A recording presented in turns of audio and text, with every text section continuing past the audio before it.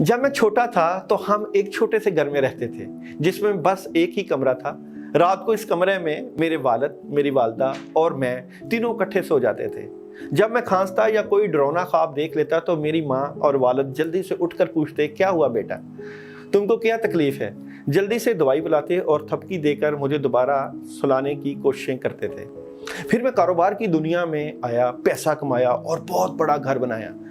माँ के लिए अपने कमरे के साथ एक बड़ा बेडरूम बना दिया। माँ को बड़ा बेडरूम देकर मैं बड़ा खुश हुआ, लेकिन तब मैंने नहीं समझा कि मैंने दीवार खड़ी कर दी है।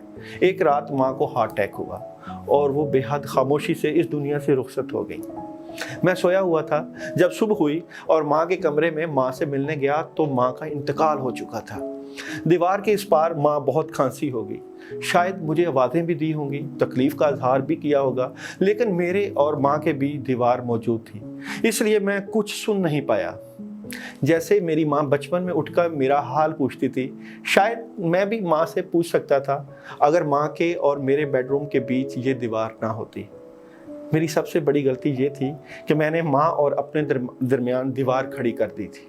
मैंने पैसे तो कमा लिए, लेकिन एक ही घर में अलग अलग दीवार बनाकर मैंने रिश्ते खो दिए और सबसे बढ़कर माँ का वजूद तक खो दिया।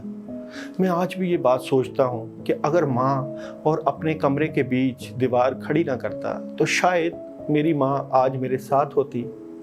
समझने वालों के लिए एक खामोश पैगाम है।